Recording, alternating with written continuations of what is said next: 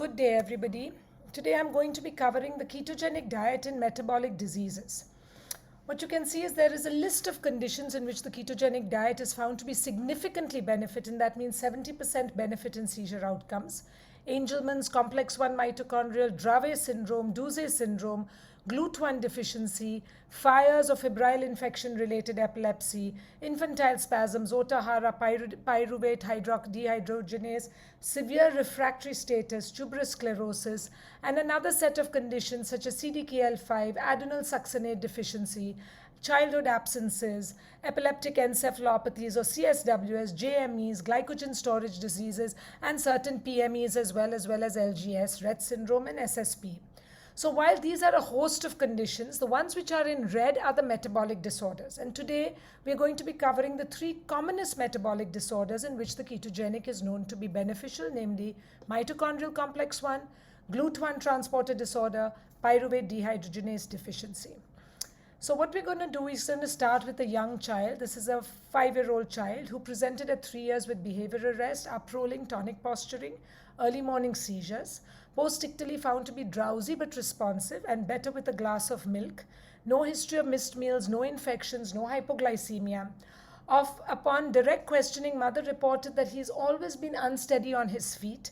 He was a little dysarthric, more so in the early mornings, and she would notice that he was improving after breakfast and symptoms became better within a few hours of awakening. So this is really the clue to the diagnosis.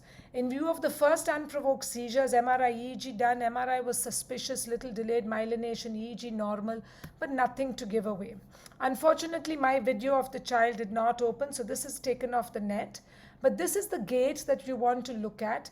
Poor balance, slightly ataxic, he's got little abnormal movements which are there. He is baseline hypotonia, balance is a significant concern with him. And you can say we have a little waddle type of gait in this small child, as tiny as this. And here you see, but we still maintain, otherwise good, cognitively at this age, relatively good. See the broad base, and yes, we have the ataxia, and he's a slightly older child. Again, this disjoint, disconnected, movement disorder of the upper limbs, ataxia and balance-related issues. So he was started on AEDs. His seizures continued. He had multiple AEDs. He still got 2 to 3 a day, and he was diagnosed as early onset absence seizures. Absence do not really start so early in age. So when you get absence seizures in very young children, it should raise your antenna to red flags for this condition. Parents felt that slowly he was dropping behind in school, and whether this was because of the seizures, whether he was basically intellectual disability, he was found to be hyperactive. All my reports were normal, and as part of the routine workup of unprovoked intractable epilepsy, we did a CSF and we picked up that his sugar was 12/98, which was significantly lower. So when you have early onset absences, ataxia, suspected intellectual disability, hypoglycorrhea, movement disorder, you must suspect GLUT1 deficiency. We sent off the genetics and we put him on the diet immediately, 2:1 to start with. We got partial control, went to 3:1. We monitored him carefully over the next 2 months. He had complete seizure control, his gait improved, understanding, hyperactivity, and behavior all showed significant improvement. Sure enough, the genetic report came back subsequently with a GLUT1 deficiency, and the diagnosis was confirmed. So we're going to be covering GLUT1 today, and as you can see, GLUT1 over the months and years presents with different manifestations. So if you pick it up really early at 0 to 3 months, the predominant feature is movement disorder, which is precipitated by fasting and exercise. 0 to 6 months, you may get neonatal seizures or early infantile seizures which are there, and the sugars will be low. 6 to 18 months, the predominant feature is developmental delay, performance more than verbal, and at this time if you start the KD, we get good prognosis. Then you get progressive microcephaly over a period of time, intellectual disability becomes a school issue over a period of time, and this is the milder variant which might come. An adult onset, the predominant feature is movement disorder, exercise-induced dyskinesias, and these are the different diets that we use in them. So what happens in GLUT1 deficiency? Basically, this is the blood and this is the blood-brain barrier. Now you have two set of cells, one which has the transport of glucose from the blood across the blood-brain barrier and one which transports the ketones. So now what happens is GLUT1 is the barrier from glucose across the blood-brain is blocked. So if that is blocked, what happens is the ketones or the MCT1 mediated ketones act as the source of energy for GLUT1 deficiency. These receptors are open, and that's why energy goes through the ketones. Thus, we switch off the glucose, which is the normal glucose transferring. GLUT1 deficiency, glucose gets blocked. So we use the MCT variant and we try and transfer energy. Instead of glucose, we shift from the glucose metabolism, which would have gone to pyruvate to acetyl coenzyme A, and we move directly through the MCT variant, which crosses and goes across, and we also go directly to acetyl coenzyme A, and thus we enter the glucose cycle in the astrocytes by taking out the glucose metabolism and giving them ketones. So how do we initiate this? So infants with eye, head, saccades and drug-resistant early morning seizures, you do a CSF. You get a low CSF glucose. Remember, you need to do your CSF after 4 to 6 hours fasting. You need to do the blood sugar first 1 to 2 hours before, then do the CSF. Compare the sugars, and if your ratio is less than 0.4 to 0.5, it's considered hypoglycemia. The MRI may or may not pick up anything. The EEG may or may not pick up anything in the early stages, and all these PET and all are more in research down the lines. The other things that we do is we then send off the genetics, obviously, and the minute you send off the genetics, you see that autosomal dominant, SLC2A1, it's a de novo mutation. Occasionally, it may be familial. So once you've identified that you've got the GLUT1, you consider the KD, the full classic KD in less than 2, or the modified Atkins may start after 2 with this much protein ratio. You start with 1:1, next day can be 2, and the next day can be 3. This is one regime. It doesn't have to be this for everybody. And you continue at 3:1 or maximum tolerable ratio. MAD can be started, or modified Atkins can be started with carbohydrate washout. Those who are doing the direct ratio, especially in children less than 2 years, you start with the powdered preparation directly. We usually don't do the powdered preparation because it's very expensive. We actually create a diet for them, but it can be done in cases of those where the diet cannot be initiated or the diet needs to be initiated on an urgent basis. Monitoring with glucose and ketones happens, monitoring at regular intervals for all weight, height, head circumference. You've heard all that now. And we look for the most effective ratio as an anti-epileptic drug, or where we get the best outcomes in this child. So this is a very nice study to show modified Atkins diet and classical ketogenic in SLC positive and negative patients with suspected GLUT1 deficiency. So the GLUT1 Foundation, okay, of a ketogenic diet, this is its site. So if anyone wants, please click a photo of this, because this will help us, will give you all the details of how to initiate the ketogenic diet in those who have GLUT1 deficiency. And what happens here is in the newborn period, you have low glucose metabolism rate, so you rarely have any manifestations. As you grow into early infancy onset, the consumption of sugar becomes higher, and gradually the rates become high. Thereby, you start getting seizures, movement disorders, delayed development. Maximum glucose metabolism in the brain is 4 to 10 years of the age, which is twice that of an adult. This is when the peak of the symptoms is there. And 16 to 18 years, the gradual glucose consumption of the brain declines, reduction of seizures, worsening of movement disorder happens, and this is the transition over a period of time. GLUT1 deficiency syndrome in adults, follow-up, it shows that you try to maintain them as 3:1 or 2:1 till puberty, and after that you can switch to modified Atkins diet.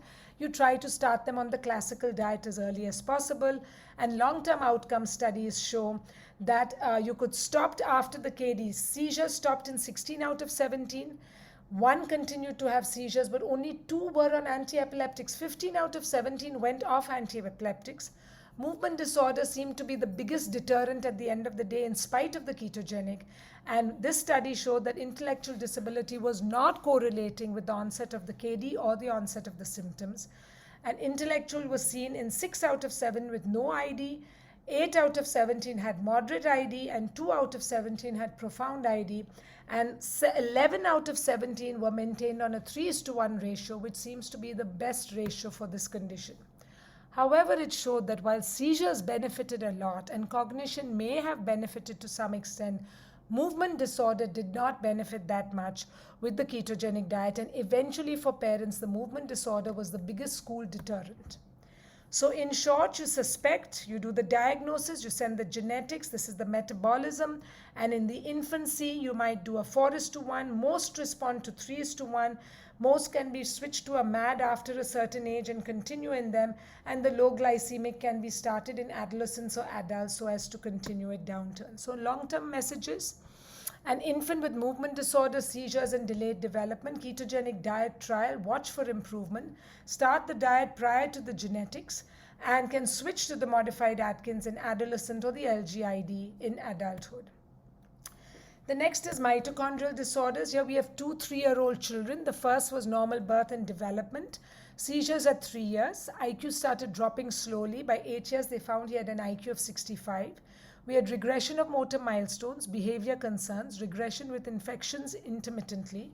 He then started developing spasticity, dystonia, seizures, biochemical. He had visual impairment, nystagmus, optic atrophy, drowsiness. His lactates were elevated, 32 for a normal of 2. So we put him on the mitochondrial because he had the entire triad of the mitochondrial disorders. The second child was also a 3-year-old who came with regression post-surgery, seizures at 2.5, tonic posturing, multiple seizures, gradually regressed with infections, dystonia, seizures, vision, similar picture. So they both looked mitochondrial to us. One had a basal ganglia lesions on MRI, one had cortical white matter disorder, white matter pathology on the MRI. The one we put on the ketogenic diet and within 1 month came with marked improvement, responsive, reduced irritability, walking independently. And the other one had increased drowsiness, reduced response to sound. And we had to terminate the diet immediately because in 15 days he came back with these problems. One turned out to be a complex 1 deficiency and one turned out to be a complex 2 deficiency. And we noticed that complex 1 can come with LAES-like pictures, nystagmus, ataxia, dystonia, MELAS, cardiomyopathy, optic neuropathy, strokes are not common. And here you have cardiomyopathy more common, visual impairment, movement disorder, and strokes are relatively common. MRI brain typically has largely basal ganglia and maybe leukoencephalopathy. Here MRI has predominantly white matter abnormality, basal ganglia is less obvious. So here you have the basal ganglia and the midbrain abnormality. Here you have the white matter pathology with a little bit on the basal ganglia. And this one is basically a complex 1. The second one is basically a complex 2. What is the difference? Why is it so important? This is the spectrum of complex 1. What used to be called LAES today, there are 64 genes today which are identified with complex 1 disorders. Basically from complex 1 to complex 2, we use NADH for energy metabolism. Complex 2 uses FADH. So if complex 1 is not working, the NADH does not go to the FADH and the cycle doesn't continue.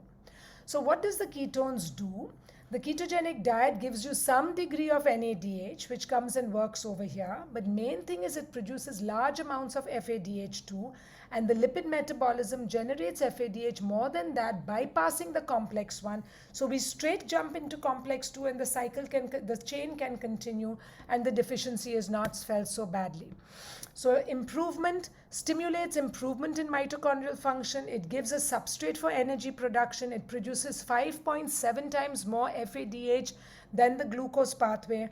And though the NADH is not totally lost, it never completely bypasses it. So some degree of NADH and large amounts of FADH are there.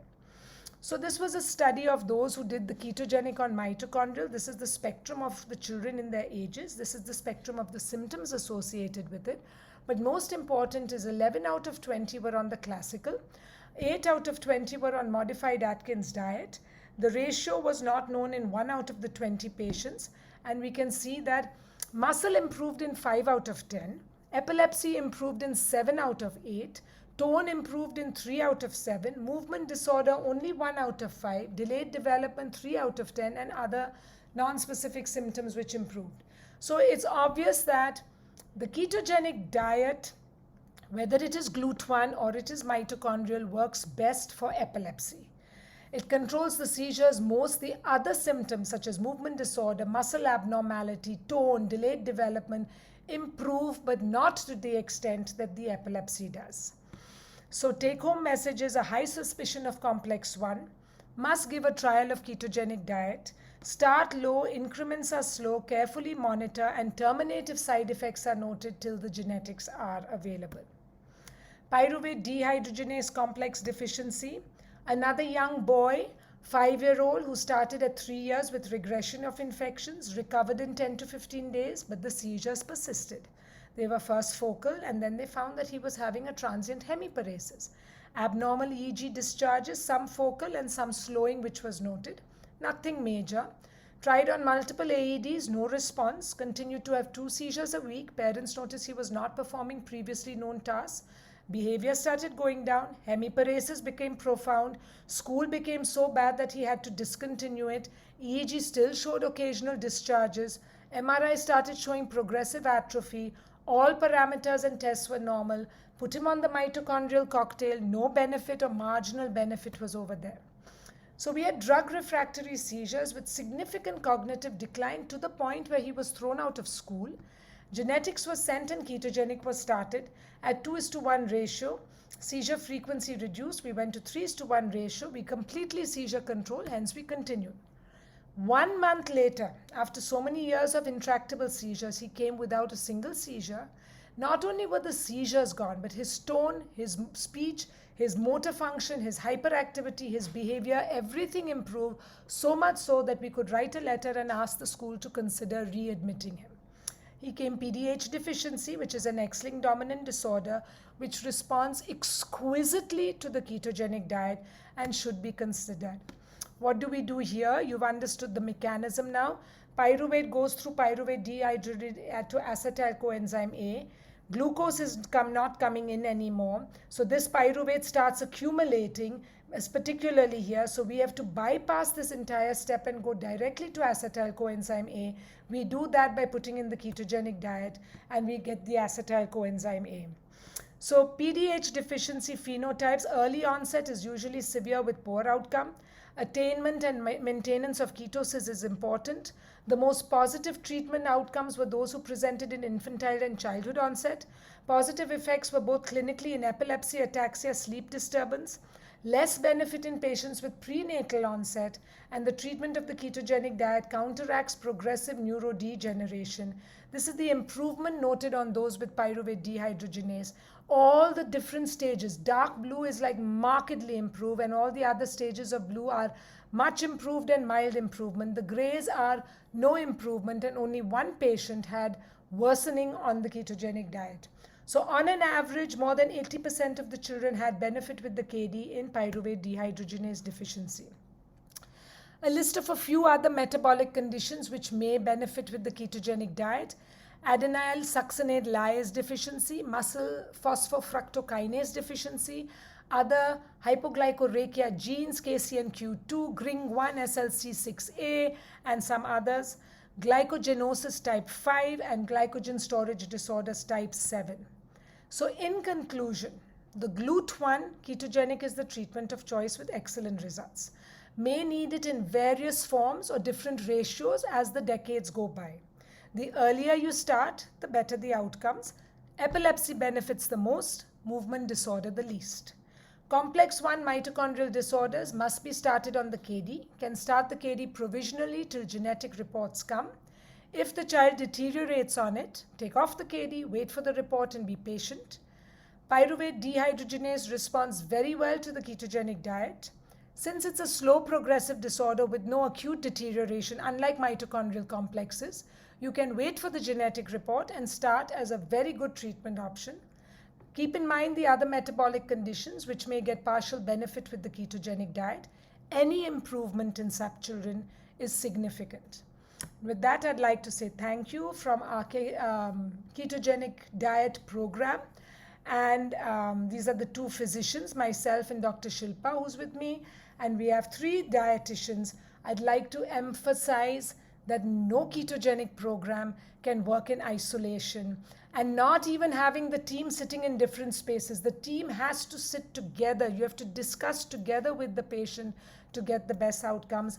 And it's very dietitian heavy. You can see we have 3 dietitians to our 2 physicians, and that's why it is so successful.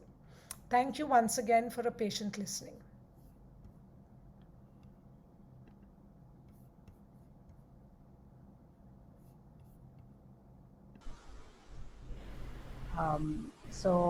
Without taking up too much time, Dr. Omni, I'll hand the mic over to you.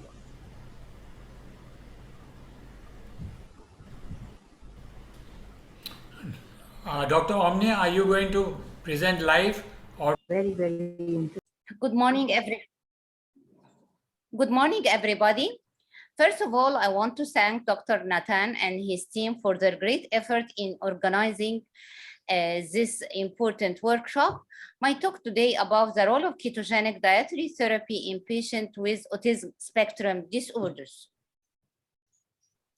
As we know all, autism spectrum disorder is a heterogeneous neurodevelopmental disorder. It's encompassing a complex range of lifelong abnormal social interaction, communication deficits, and repetitive and restricted behavior. The prevalence is around at least 1%. It differs from country to country. In USA now, it's around from 3 to 5%. Males are usually more affected than females. The main therapy and the basic therapy or treatment option for autism is cognitive behavioral therapy and behavioral intervention, which is not only directed to the patient, but also directed to the parent, teacher, and their caregiver. However, we seek much improvement.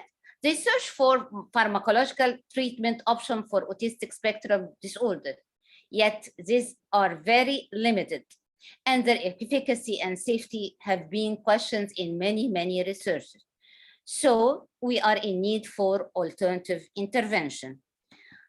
So they think about dietary therapies. Why dietary therapies in autism? Several studies have tried to show a possible relationship between dietary habits and autism, starting from the fact that gastrointestinal problems are the most frequent medical comorbidity of autism spectrum disorder. Dietary intervention have been based mainly on elimination diet as gluten-free and casein-free diet. Yet all the researchers didn't reach the level of evidence and still limited. So we think out of the box of ketogenic diet. And we think, why we think about ketogenic diet? Because 100 years ago, Peterman described improvement in both behavior and cognitive function concomitant with ketosis in his patient treated with epilepsy, while treated with high-fat, low-carbohydrate, and adequate protein diet, that's to say, ketogenic diet. So the observation that ketogenic diet with its ketosis improved not only epilepsy, there was improved in behavior and cognitive function, raised the use or increase the use of dietary ketogenic therapy in a wide range of neurological and neuropsychiatric disease as autism spectrum disorders. As we know all, the main barrier to ketogenic diet while treating patients of epilepsy is adherence. So how we are going to implement such a diet in autism patients who are known to have a picky eater? How to do that? To increase tolerability and palatability, and more liberal version may be helpful in such a condition as modified Atkins diet, medium chain triglyceride ketogenic diet, and low glycemic index diets. Up till now, it is not known how the ketogenic diet is acting or exerting the therapeutic, even anti-epileptic and neuroprotective effect.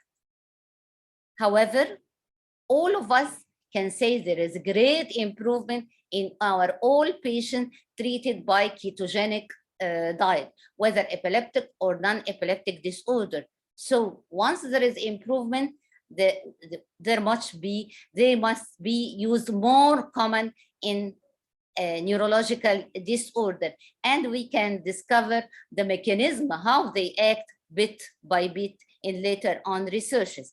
However, many researches were done explaining the role of ketogenic diet in autism. and how they affect their core symptoms. I will only mention some of the hypotheses and not all the hypotheses, because my lecture is directed to autism rather than the mechanism or the composition of ketogenic diet. One or three of this mechanism is increasing the GABA and the acetylcholine in the brain. They have a lot of action. The most important there is their anti-inflammatory effects. Another role is the action of ketogenic diet on mitochondrial function. They exert a lot the mitochondria, but mainly the antioxidant effect. The third mechanism, I want to clear it, is neuroprotection through modulating the intestinal microbiota and the gut-brain axis, which now is a point tackled in many research and is going on in many other neurological disorder, clarifying the gut-brain axis. As we all know, ketogenic diet, high fat, go into the liver, change to fatty acids, and give the ketone bodies. These ketone bodies really modulate the gut microbiota, and we will see in the coming slides how this gut microbiota have a beneficial effect on not only on the GIT symptomatology of these patients, but only on the core symptoms. Another mechanism, as I have said, a lot of mechanism, how the ketones affect the brain. They improve the energy metabolism by increasing the ATP. They have anti-inflammatory and antioxidative stress, reducing neuronal death or apoptosis through decreasing glutamate and cytotoxic effect. They increase the GABA and their important role inhibiting the mTOR signaling pathway. And this is one of very important mechanisms how ketogenic diet is acting in cases of tuberous sclerosis, but this is not my lecture. I hope I have another lecture about TS and ketogenic diet. To return to our point, how ketogenic diet modulates the microbiota and carbohydrate digestion. In autistic spectrum disorders, there is impaired carbohydrate digestion and transport together with microbial mucosis, dysbiosis in the GIT. This leads to decreased transcripts of disaccharidase and hexose transports. This leads to accumulation of the carbohydrate in the gut. Accumulation of carbohydrate in the gut is very injurious and lead to additional growth for the microbiota, and consequently manifest as a GIT manifestation in those patients.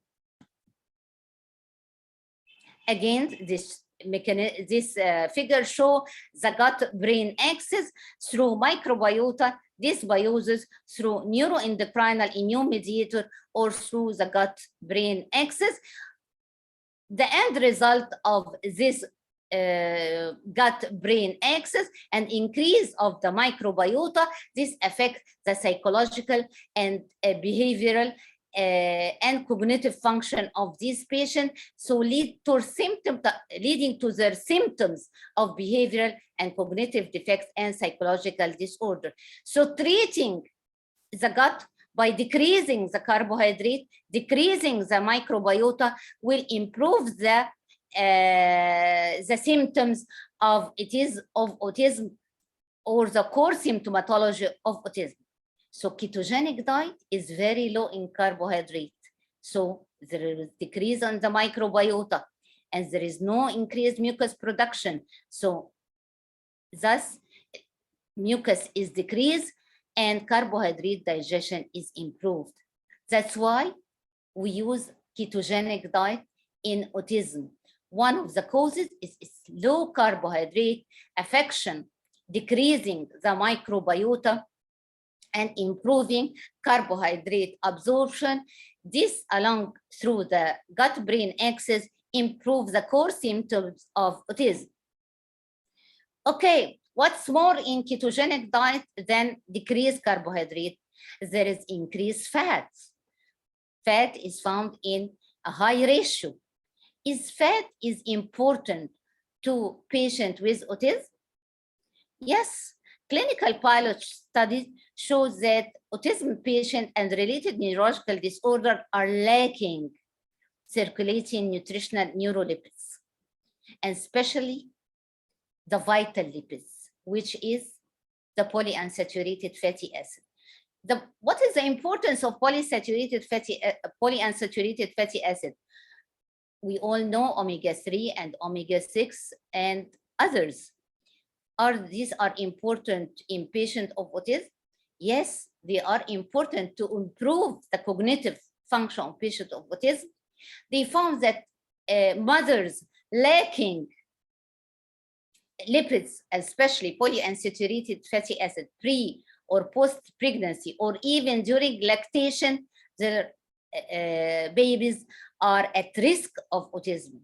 So fat are very important for the normal development and enhancing the IQ of our babies. So it's very important that the mother in pregnancy and during lactation have enough fat. Okay, what's more than fat? We have adequate protein. Yes, we have adequate protein. Our proteins are important in autistic spectrum disorder.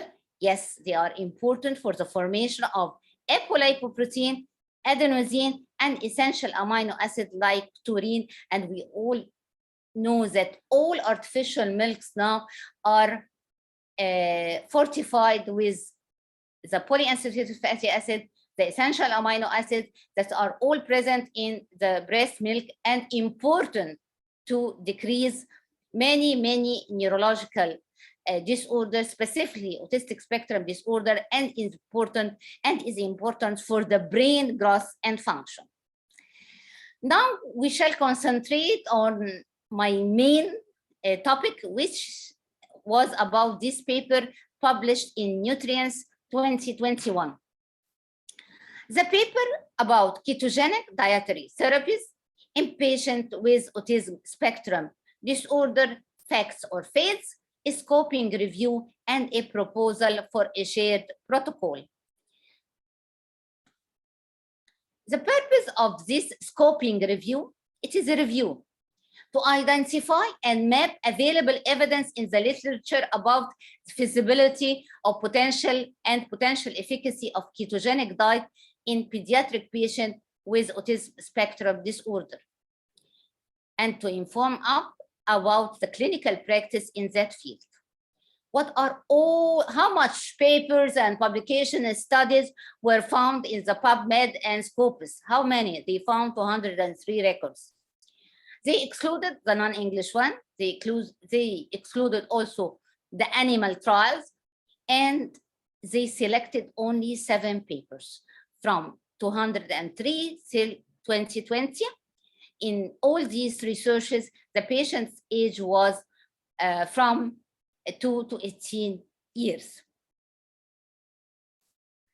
I had the honor to be the publisher of one of these papers.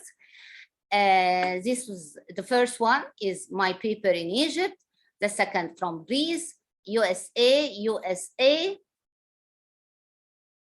and Poland, and USA and Canada. As we see, they compare the study design, the comorbidity, the sample size, sex, the ketogenic diet use, and the clinical effect of use of ketogenic diet on autism patient clinically as observed by their nutritionists, psychologists, and psychiatrists. And they selected some tests. The most important was the CARS test. This is my paper, which was published 217. And at that time, I found few papers tackling ketogenic diet in autism. My paper title was Ketogenic Diet versus Gluten-Free, Casein-Free Diet in Autistic Children, a case control study which was published in Metabolic Brain. In our work, our aim was to study the role of ketogenic diet in improving the core symptoms in autism spectrum disorder, and to compare the effect of ketogenic diet versus casein-free, gluten-free diet in treatment of these patients. Our study included 45 patients diagnosed by Diagnostics and Statistical Manual of Mental Disorder, DSM-5, and we recruited all our patients from the psychiatry clinic, Pediatric Hospital, Ain Shams University, starting from January 2015 till September 2015. Our 45 patients are classified, all are autistic, as I said, into 3 groups. Group 1, 15 patients who received ketogenic diet in the form of modified Atkins diet.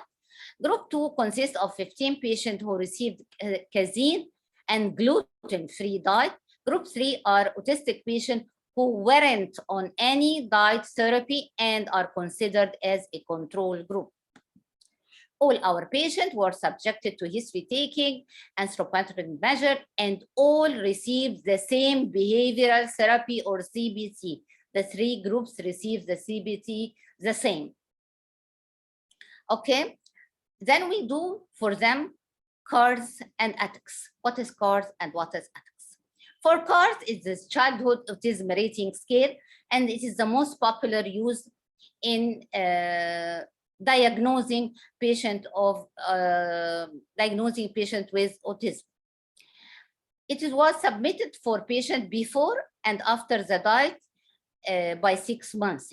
And according to the total score, patient will be classified or stratified into 4 categories. Score 1, normal child. Score 2, mildly abnormal with the total score less than 30, is a cutoff. Moderate affection from 30 to 37, severely affected from 37 to 60. Another specific test was used, which is the ATIC or Autism Treatment Evaluation Test Questionnaire. It was again submitted for all patients before the diet and repeated after 6 months in all groups of patients. The ATIC score is a very good score to evaluate the type of treatment the patient received. It scores from 0 to 180. The lower the score, the better the patient. So 0 is normal, 180 is severe autism.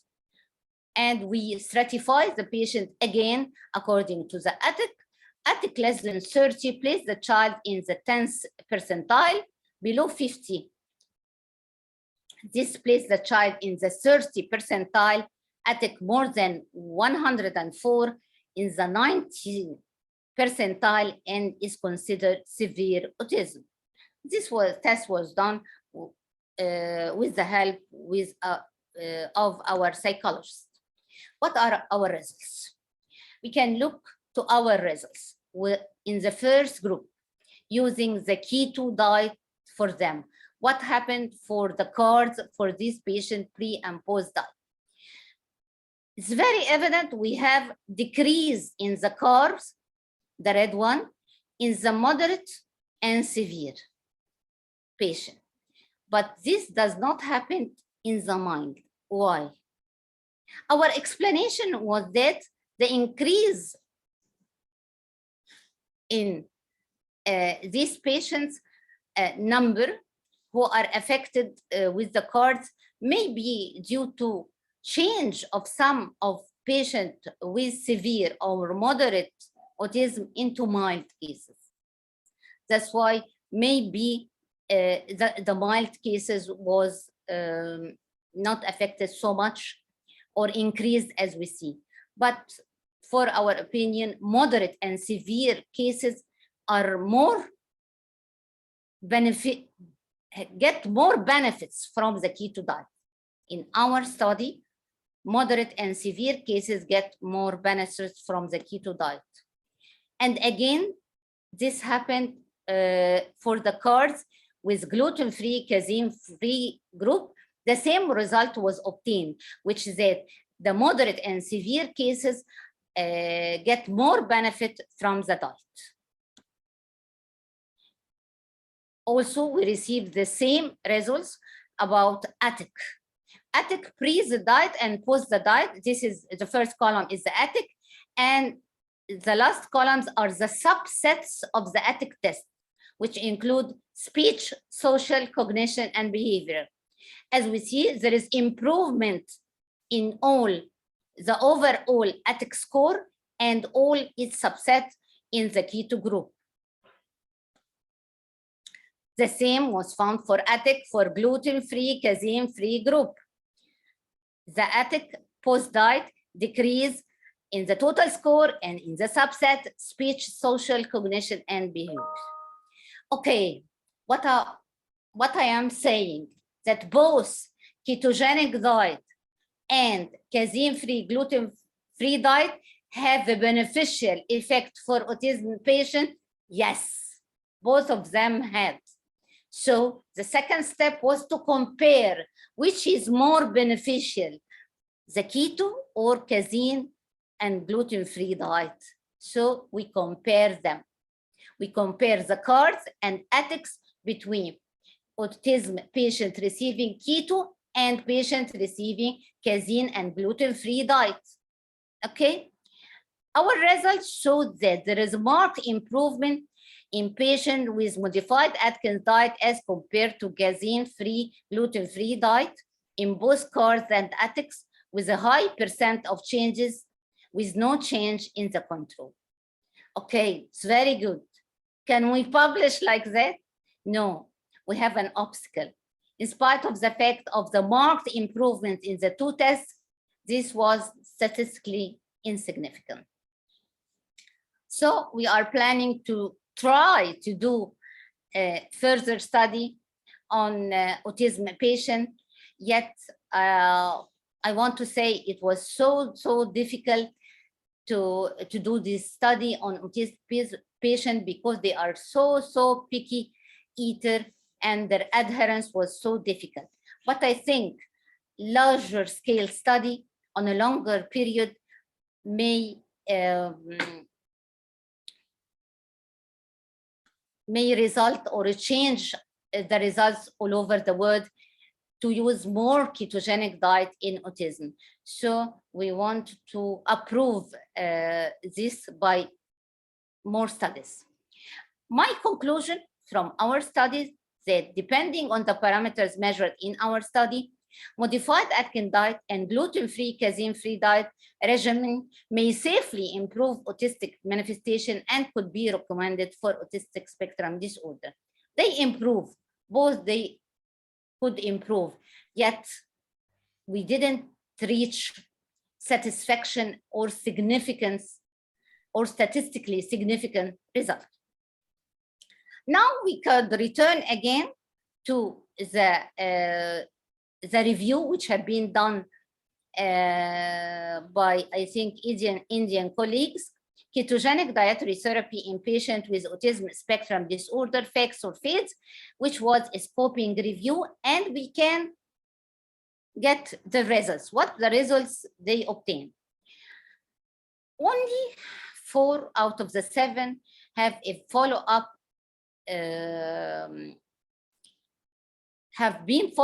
patients have been followed up in 4 studies only, not all the 7 studies.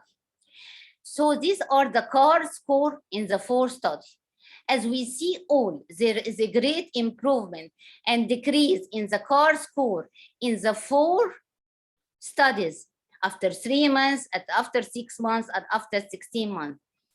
But as you see, it's only 1 paper which continue, or 1 study which continue till 16 months. As I said before, it's very difficult, the adherence of autism to keto diet.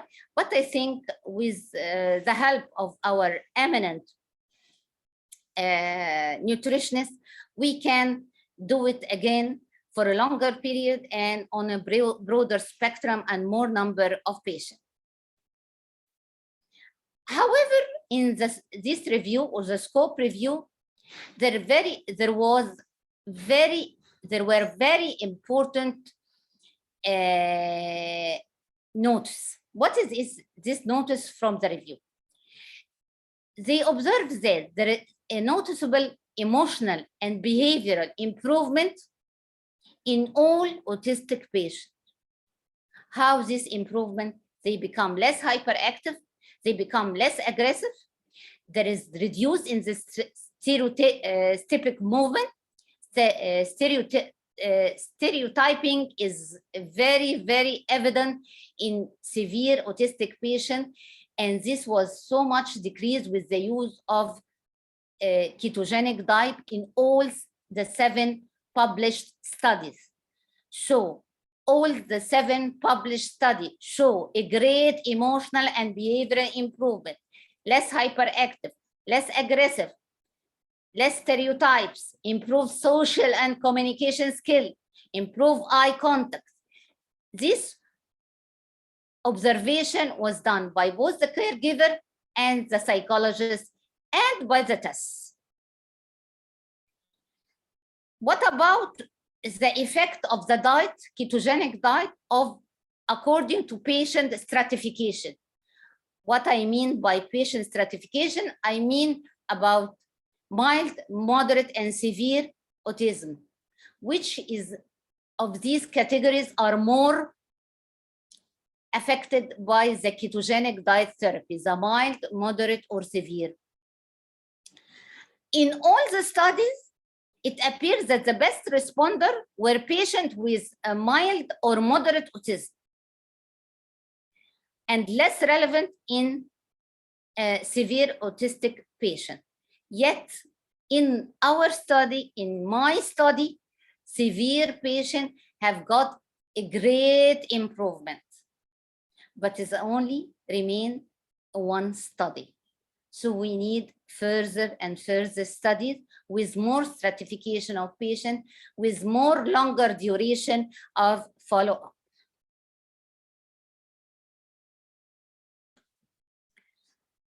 At the end, I want to finish my lecture with a take-home message that now there is increasing support for broad use of ketogenic diet in autism spectrum disorder. This is based on the fundamental idea of metabolic shift that may lead not only to neuroprotective effect, but also it improves the core feature of autism in speech, cognition, and social interaction.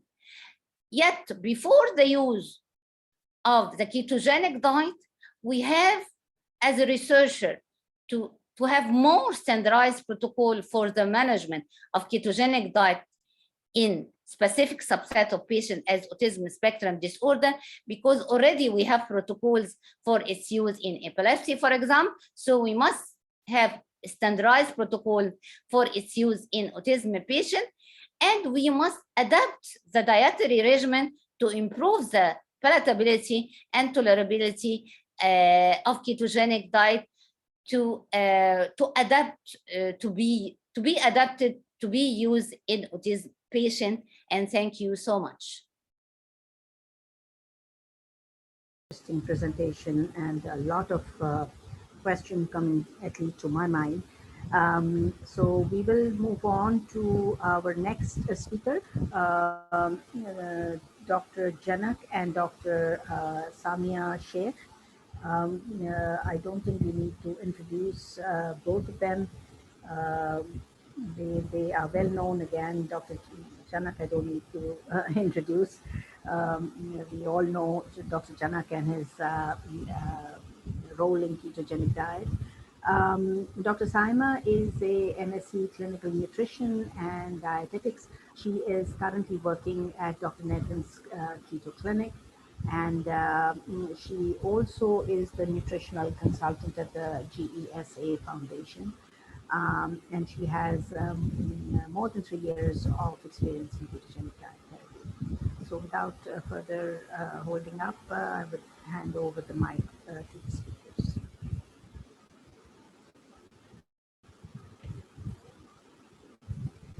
Hello everyone, I am dietitian Saima Sheikh, and today I'm going to talk about the dietary therapies for autism from a dietitian's perspective. Dr. Omnia has already given a wonderful presentation about ASD, so I'm not going to go into the details of it. To start with, why is there a need of alternative intervention is because, as we all know, that pharmacological therapies do not really contribute much in the treatment of ASD. So we need to think about alternative interventions, out of which dietary changes is the most important one. And when you talk about dietary changes, gluten-free and casein-free diet is the most commonly used in the treatment of ASD. Let us see how does it really help.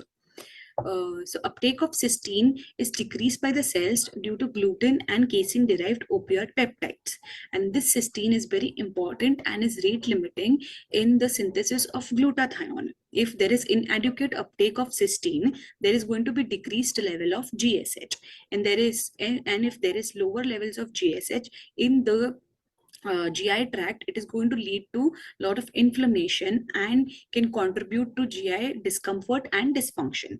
And furthermore, these opioid peptides can also enter the bloodstream through the leaky gut and can travel to the brain, interfering with brain development, with attention span, with learning capacities, and with cognitive function. So even though gluten-free and casein-free diet is here since 40 years, the results are very mixed. Some studies say that there is improvement in the GI abnormality. Some says that there is no significant difference. So in the first study here, the participants who followed the gluten-free diet had improvement in their GI abnormalities, whereas the other two studies showed that they did not see any significant difference. Moving on to ketogenic diet and autism. So how does it really help in autism? So these are some possible ways through which ketogenic diet helps in autism is through reducing the oxidative stress, by controlling the neurotransmitters, by inhibiting the mTOR signaling pathway, and by modulating the gut microbiota. Dr. Omnia has already explained her study in details, but I'm just going to run through the findings that they found both the groups, ketogenic diet as well as the GFCF group, had improvement in attack and CAR scores, but yet ketogenic diet scored better results in cognition and social ability as compared to the GFCF group. So which diet to prefer, whether one should go for classic ketogenic diet with or without GFCF, or one should go for modified Atkins diet with or without GFCF. So it really depends upon many factors, the most important one being the age of the patient. If the patient is young, he's bound to stay at home. So in that case, classic ketogenic diet is much easier for that child to follow. Secondly is symptoms. If the child is reacting to gluten and to casein, in that case you can alter their present diet, that whether it is classic ketogenic or whether it is modified Atkins, and further make it to gluten free and casein free. Secondly, behavior of the patient. If the patient is very hyperactive or is very aggressive, in that case it is going to become very difficult for the parent to make him follow such a restrictive diet such as classic ketogenic diet. In that case, you can give some other lenient option like modified Atkins diet. Thirdly, willingness of the parents. Of course, parents are the one who are going to make them follow the diet. So we should be sure that whether the parents are willing to contribute and to denote X number of hours in preparing the classic ketogenic diet meals. If not, then go for other options.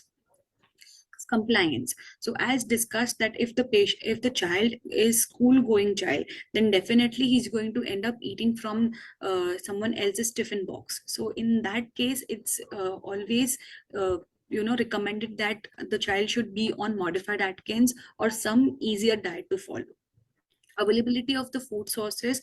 Of course, if the child or the patient is from the interiors of some place, then it's going to be very difficult for them to locate the ketogenic diet food. So in that case, even low carbohydrate, high fat diet can be recommended. Financial background of the family is also very important to be looked on, and other medical problems, like if the child has epilepsy or has seizures, then in that case classic ketogenic diet is going to be the first line of option. Why do autistic children reject foods based on texture? So many studies have shown that people with autism do not have strong taste sensation as compared to normal individual. Because of this reduced ability to differentiate between various tastes, people with autism are more likely to focus on texture of the food rather than the taste of the food. So how can we help this autistic child with food texture issues? So firstly, what we can do is pair preferred food with new or non-preferred food. So basically combine the food that child loves with the new food or which he has previously rejected. So this will allow for positive reinforcement, and we can use token systems for positive reinforcement. Like if the child is eating a snack which he doesn't like and he completes it, then in that case, in return, what we can do is we can ask them to watch their favorite cartoon show for more 10 minutes or so. Desensitize. So basically reintroduce certain foods they previously rejected in new environments. So it is like, firstly, you're supposed to make the child familiar with the food.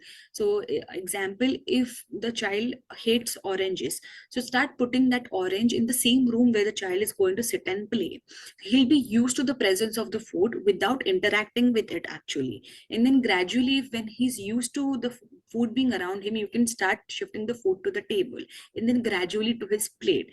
And then when the original feelings of rejection is gone, then you can ask the child to taste the food. Try food chaining. So make a list of food that the child eats and then introduce new foods that are very familiar to these foods, especially in texture. So adjust textures. Of course, one food can be served in form of different textures. If the child is not liking chopped or sliced apple, then definitely we can give in some sauce form or grated form. Keep scheduled meal timings. So children with autism are very clear with their routines and with their timings. So if you want them to try some new food, make sure that you're giving them when they're comfortable within a set schedule. Encourage children to be part of the food preparation.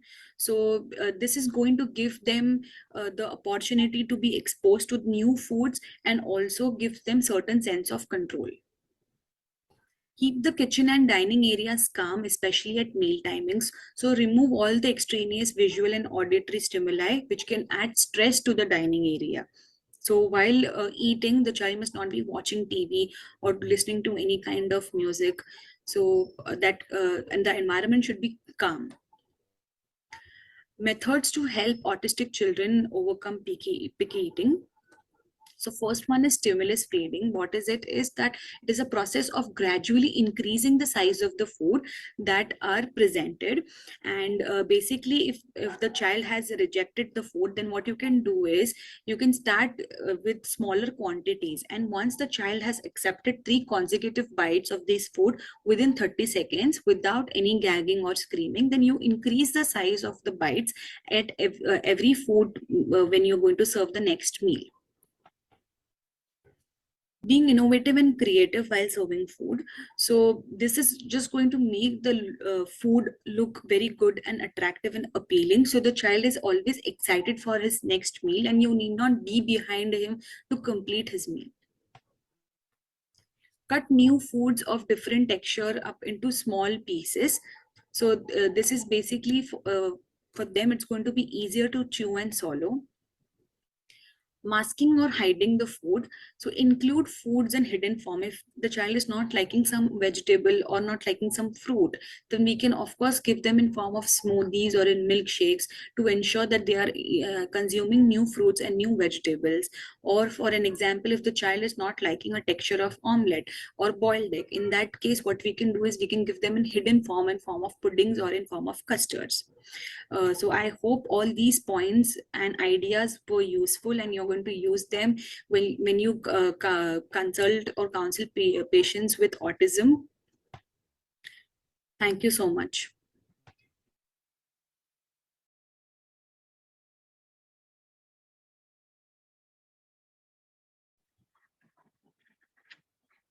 Thank you very much, Saima. I think it was a very comprehensive presentation we do face a lot of problems with children with autism on the textures, and I think it's very interesting how we can sort of overcome those difficulties when we are dealing with these children. So I think we'll move on to the next session. This is Dr.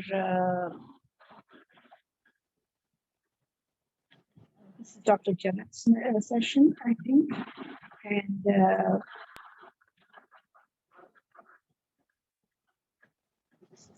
and his is on the role of ketogenic diet in conditions other than the epilepsy.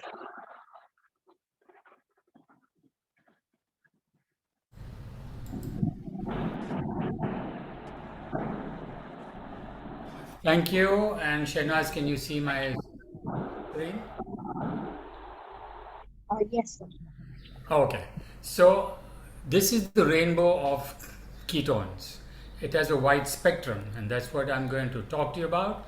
And at the end of it, I hope all of you will accept what I say.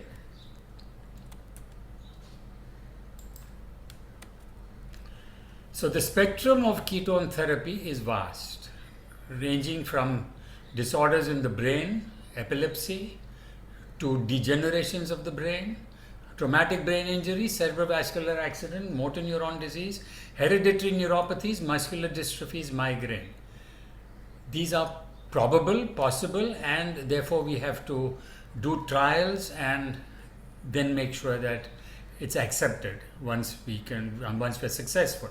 In the organs, cardiac failure, cardiac myopathy, renal failure, in the liver, NAFLD, non-alcoholic fatty liver disease, NASH, non-alcoholic steatohepatitis, and even in the gut. And then the cancers, of course, we are going to be mostly concentrating on the gliomas, but many other cancers, and the metabolic disorders or the syndrome like obesity and type 2 diabetes. So this is one of my presentations, which was in the Brighton International Neurological Ketogenic meeting of the INCS.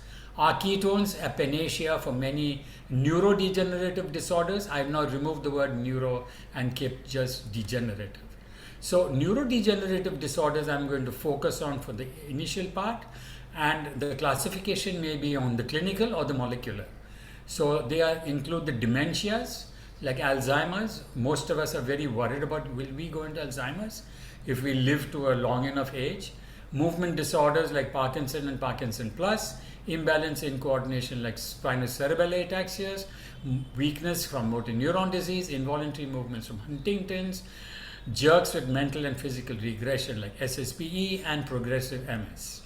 So in dementia, many of us will have this if we live to a long enough age. In fact, after the age of 80, 85, almost 50% of us may go into Alzheimer's or some other dementia. Alzheimer's is, of course, the signature of all dementias, which mainly affects those above 65. There are 4 licensed drugs, and the prognosis at present is poor. If you see this chart of the 4 licensed drugs at the end, none of them are disease modifying, none of them delay disease progression. And therefore you can progress from mild cognitive impairment to severe Alzheimer's within 12 to 15 years. And the current treatments summary is that they do not stop the progression, and we need new treatments to maintain cognitive ability and stop the progression of Alzheimer's and other dementias. When I say Alzheimer's, it's just Alzheimer's is one of the dementias. So we see here, if you begin the treatment early enough with a cholinesterase inhibitor, there is improvement for 6 to 9 months, and then there is steady deterioration. So whether you give treatment or you don't give treatment, you may be getting a small window of 6 to 9 months. I have likened this to the cleaning up of the beaches. I don't know how many of you are familiar with this, but in India, a lot of politicians, movie stars, love to go on the beach on Sunday, clean up this, and get their photo ops. And therefore they have photos in all the news channels, etc., etc. The next Sunday is the same situation. You have as much dirt and filth on the beaches. The reason is that you're not stopping all this detritus of human life getting into the oceans and getting swept back into the beaches. So the research and treatment of Alzheimer's has unfortunately been like this. And 399 out of 400 trials have failed because they're not stopping the production of these proteins by neutralizing the causative mechanistic abnormalities. They're just trying to remove end products like amyloid beta and tau. So this is NDDs has been the graveyard of clinical trials, except for one, adalimumab, and I will talk to you about that. Very recently, I think about a week or two ago, on all the social media, it was highlighted that even this was a big scam. Clinical trials have not meaningfully demonstrated any change. This drug costs $56,000 per year per person. It was prematurely halted in the phase 3 trials. The FDA rejected it. There was an independent advisory committee which near unanimously voted to reject it. And the year later, in 2021, they went back to FDA. How they managed to convince them or bribe them, I don't know, but they got it okay. And that scam has been opened out just a week or two ago on the media, and with two very signature articles which show that it all began with the wrong point of view. So you can have either memory affection, movement disorders, weakness, imbalance, or myoclonic epilepsy. I've talked to you about that. I have done a little work in Parkinson's plus, which consists of progressive supranuclear palsy or PSP, multiple system atrophy, DLBD or diffuse Lewy body disease, and frontotemporal dementia. All of them are that the signature is that there is no treatment. And within 5 to 8 years, they are bedridden, maximum within 10 years. And they all begin around the age of 60, 65. And you can imagine nowadays the lifespan is much higher, and therefore we are seeing this a lot. They are also classified according to the molecular. So we began with just the clinical, there were just these 3 types, and then the clinical phenotype came, and you had many types, and then you had the molecular pathology. And look at that molecular pathology on the top. Each molecule which has been found to be abnormal can be found in many of these. So it's not specific. It's not like there's only one proteinopathy abnormality in NDDs. And this shows you the maze that you can have so many getting into one type of disorder. So what seems to be the primary driver? Inflammation. This is caused by exogenous and endogenous factors, and you have these senescent cells or the dying cells which spread like the prion. You know what is a prion disease or the mad cow disease? It spreads in the same way. In that you find abnormal protein aggregation. And the systemic chronic inflammation is due to oxidative stress, energy deficit glucose, DNA damage, mitochondrial and telomere, reduced immune response, neurovascular unit dysfunction, insulin resistance, and hormonal imbalance. This in turn is caused by epigenetic, both prenatal, maternal, and paternal influences on the genes, lack of nutrients in the brain and the body, obesity, sedentary life, and lack of exercises. That is our change in our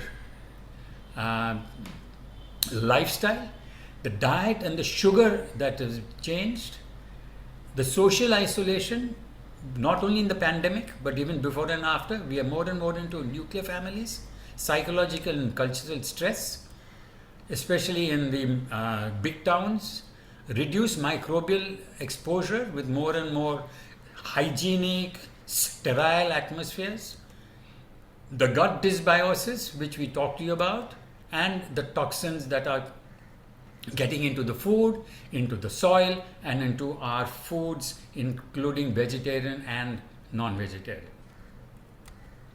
So they are causing all these effects. So what happens is that there is inflammation, and this was one of the most important, that these are the oligomers. And that is where they caught that scam. They were trying to remove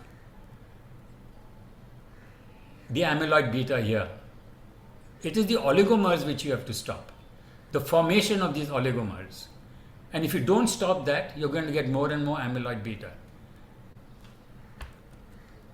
And this is how they spread. They spread exosomes, they spread to these nanotubes between one cell and another, and they can spread through endocytosis, where they take in these abnormal proteins, and then that causes seeding. So oxidative stress markers are raised both in brain and CSF, that is found before tau hypophosphorylation. Now, along with amyloid beta, they're trying to remove tau. Now, tau is due to something else, and that oxidative stress is induced by what is known as the JNK mediated apoptosis and cell cycle dysregulation. In the neurons, there's accumulation of ROS that stimulates tau aggregation and hypophosphorylation, and then that again increases ROS, and so it becomes a vicious cycle.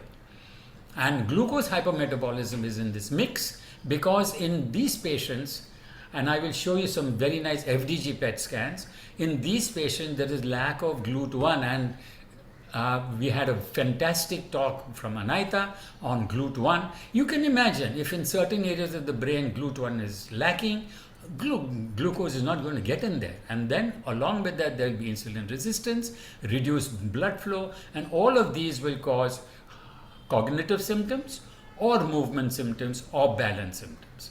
And that is where you have the conundrum. Why do some get these cognitive symptoms, some go into this, some go there, and some don't go anywhere? So that we don't know. That has a lot to do with your epigenesis, with your environment, and with your lifestyle. So this is the FDG PET you're seeing in Parkinson's, and you're already seeing from normal red, which means a lot of glucose getting in, to it's getting blue and yellow, and now it's getting all green. So, sorry, this is the light green, and now the green is so prominent. So as you go on, glucose is not getting into the brain. Same thing here in PSP, glucose not getting into the midbrain, and this is the midbrain, and this is known as the hummingbird sign, where you have a small head and a big body. That looks like the hummingbird. And you also have some amount of deficiency of glucose getting into the frontal areas. So why do you get this? What are the other factors? One is insulin resistance, very major factor, which is due to our poor diet, obesity, our sleep disturbances, very important, stress, genes, and epigenetics. And the vascular effects, we know about all that, and I won't go into the details. The metabolic effects, hyperinsulinemia, hypoglycemia, dyslipidemia, immune compromise, and inflammation. And what is the pathological outcome? Amyloid clearance is lower, there are amyloid plaques, there's hypophosphorylation of tau, neurofibrillary tangles, white matter injury, microvascular injury. They are concentrating here. Can you imagine? 20 years and they're concentrating here. They're not bothered about this. This is the cause. Here you get a lot of money because they're patentable and $56,000 per person per year. So we looked at all this. Insulin resistance is there, mitochondrial damage is there, DNA damage, neuronal sluggishness, neurovascular unit dysfunction, inflammation, neurogenesis, neuroprotection, hormonal factors, and the toxic factors. And if you see, ketones is a major player in all of these. You also have what we call as the metabolic enhancers. Metformin, the cheapest drug, is in so many of them. These are the more expensive ones. I'm not going to go into all of them, but I'm just going to tell you that this is there. And if you have toxins like a high copper, you got to do something about it. And many of our patients have high copper and low zinc. Plus, you have to have other medications. Why? Because the mechanism in NDDs is different from patient to patient. So you need an alternative fuel. You have to reduce your ROS. You have to increase autophagy, whereby the good parts of your cells can be recycled. You activate SIRT1. You increase SIRT3, so neuronal hypometabolism is changed. You deacylate the neurofibrillary tangles. You reduce neuroinflammation, and then you can reduce your tau and amyloid beta, not the other way around. improve your mitochondrial complex 1 activity, stimulate mitochondrial biogenesis, support regeneration, synapse building, axonal sprouting, nerve cell synapse, reduce apoptosis, and have a positive effect on the gut microbiota. So ketones are the best fuel for the brain. We all know that. I'm not going to go into that. And since we cannot give a classical ketogenic diet for all, we use a low carbohydrate diet with MCT oil. I'm not going to go into that also, but this is important for us, that the blood ketone levels at 0.5 to 1.2 may be adequate. Anyone know why? Because unlike glucose, ketones do not need a transporter. They are not working against your gravity. As soon as the blood ketone is a little high, it will just zoom into the brain. So that's one of the very important reasons. Now, where else can we use the ketogenic diet?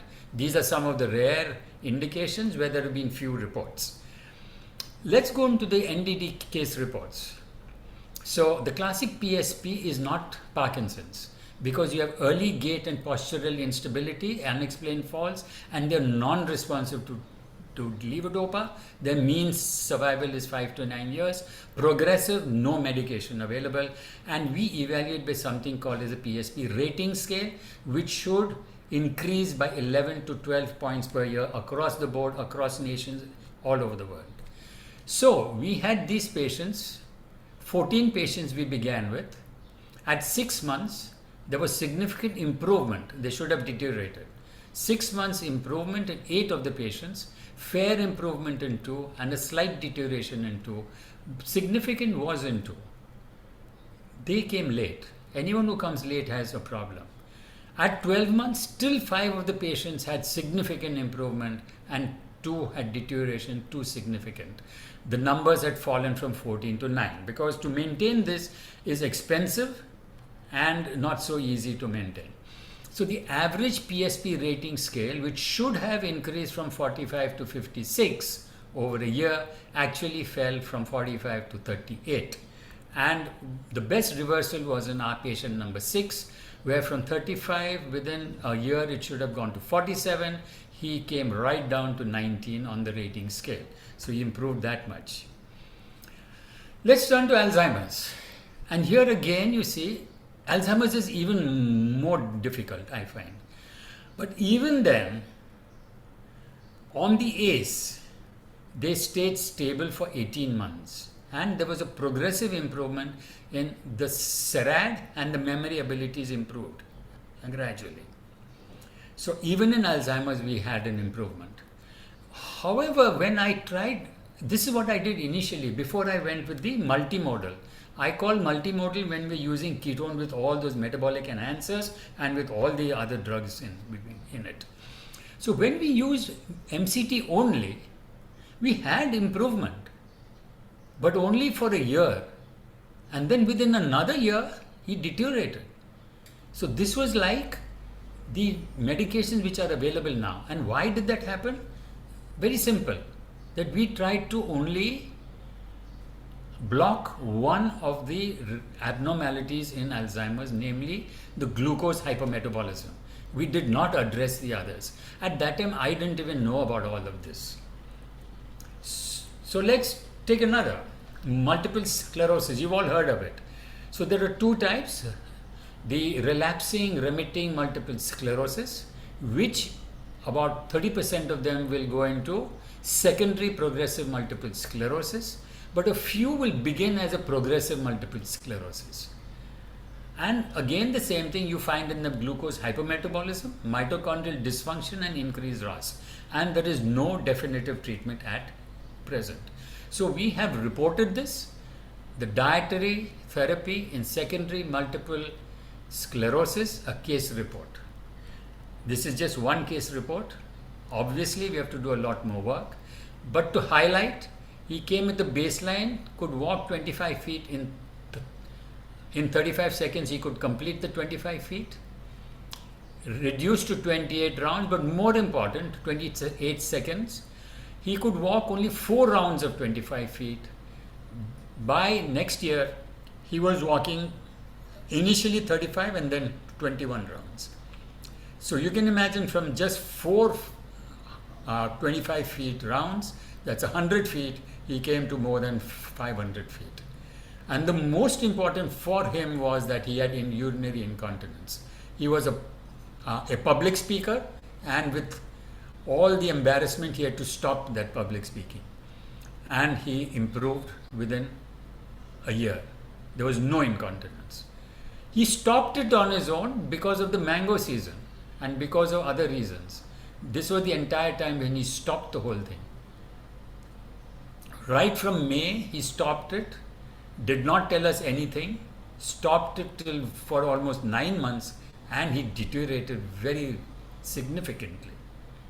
He restarted it, he improved to some extent, but not to the maximum extent that he improved earlier, because by then a lot of damage had already occurred.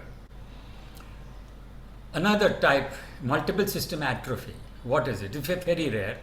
Along with the slow movement muscle rigidity that you find in Parkinson and the tremor, you get autonomic dysfunction. That's the highlight, and that's the differential is on that.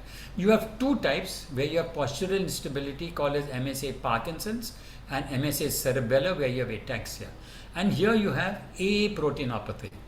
Glucose hypermetabolism is seen in this. So what did we give? MCT oil plus MMT. And you will see for yourself before the treatment and after the treatment. I think it's not playing. I am sorry. Or it may play. There's a problem. You just wait for a few seconds, but I can tell you that she had urinary incontinence. Now she can hold for more than 3 hours. She had severe imbalance and needed a companion all the time. She doesn't need it now. The baseline MICAS was 36. In MICAS, a reduction is important. So just give me a minute or two. There's some problem with the PowerPoint. So this lady with MSAC, now MSAC, we know no one has been able to improve it at all. Over here she did improve, and she is still improving.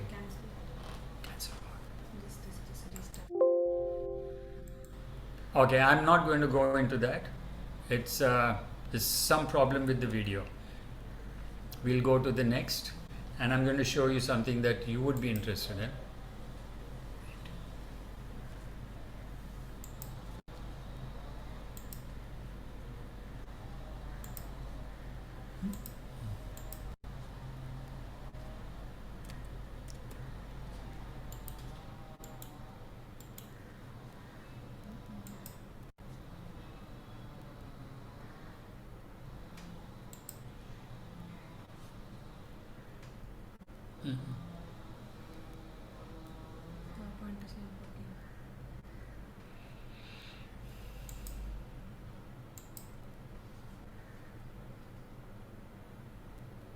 You have it on your pen drive?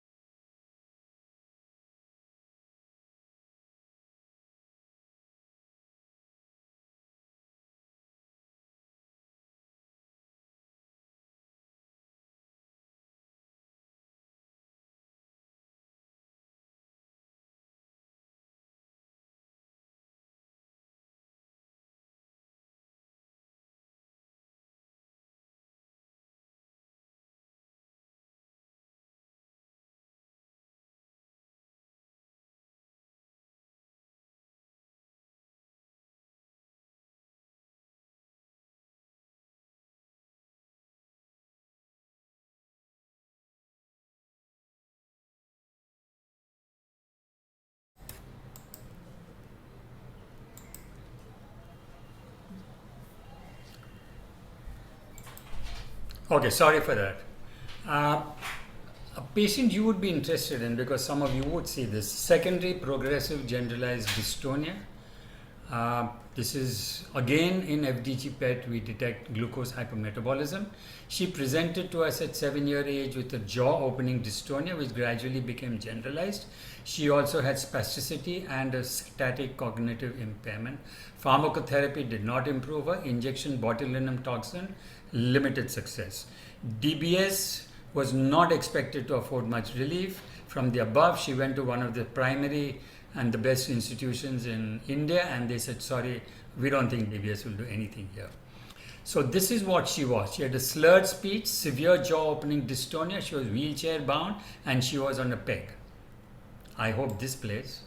Yes, it does. So before starting ketogenic diet, I want you to see very carefully what happens to the water. It just comes out. She's not able to swallow. And they put food in her mouth and see how she will chew. Because she cannot shut it, she has to use her hand to move the jaw. And this is after being on the ketogenic diet. Improved speech clarity, improved jaw movements. She could feed herself, she could take everything orally, walking with support, and significant improvement in her day-to-day activity. SSP, definitely you're going to see, especially in South Asia. So it's a neurodegenerative disorder. It's got nothing to do with the measles infection, which is long gone. It's a degenerative affliction which was thought to be a persistent infection or mutation of the measles virus, but now we know no, it's a neurodegeneration. The measles virus is just the triggering factor for an inflammation which then causes widespread degeneration. Mortality is usually universal within 1 to 3 years of the onset. So we had published this substantial remission in SSP, a case report. So this was the child who came to us. He could not turn, he could not sit, stand or talk obviously, no eye contact, could not recognize everyone, and 4 to 5 jerks per minute. And post KD treatment, eye contact is normal now. He shows emotions. The jerk stopped a long time ago. He sits without support. Stands with a little support and walks a few steps with support. He recognizes the family members and us, and he can use actions and monosyllables to communicate. So, what is the summary? Ketones have a major role in Ndd therapies. Ketones alone may not be sufficient. You may have to have tailor-made, individualized, multimodal therapy. Change in lifestyle is also important, and the duration of the multimodal therapy could be lifelong because the basic causes cannot be completely reversed. Now the next is about cancer, and why does conventional cancer therapy not work?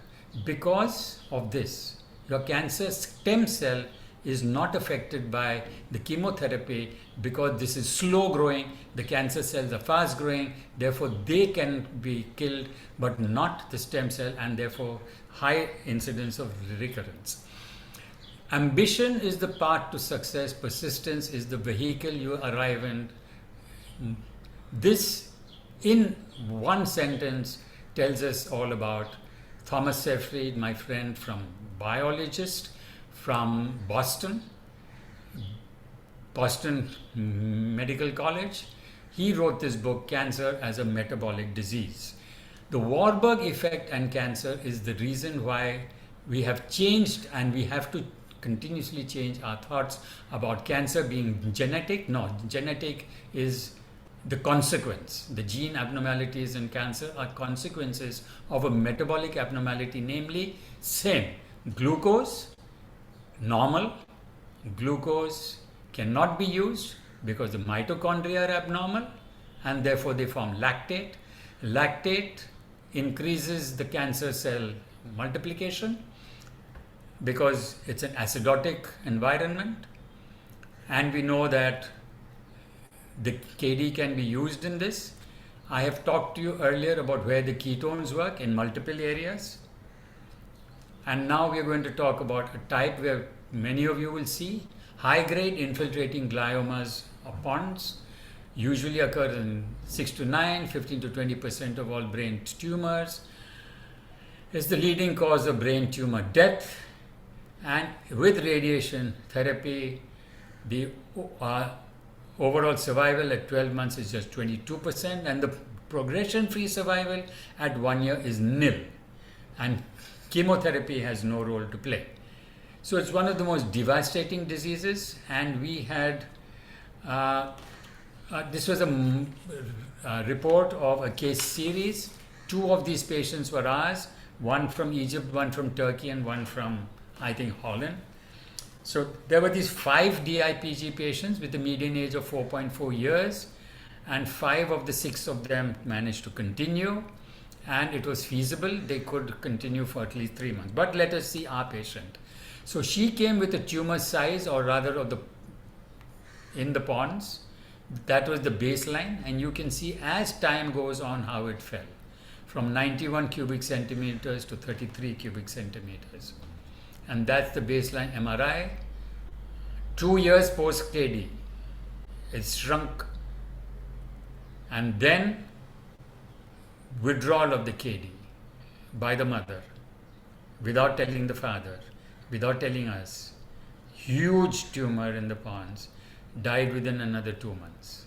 She didn't tell anyone. On the slide, she was giving rice to the child because the grandmother and mother said, you can't deny the child what she wants, she's already improved.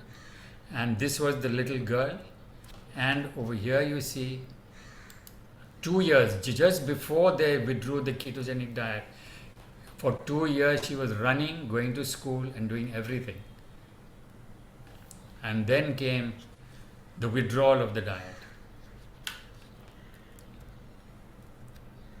Another older girl with a DIPG, you can see this arm over here, the right arm, fixed. She couldn't move it. The right hand was fixed. Within 3 months of the ketogenic diet, you can see how she can raise it.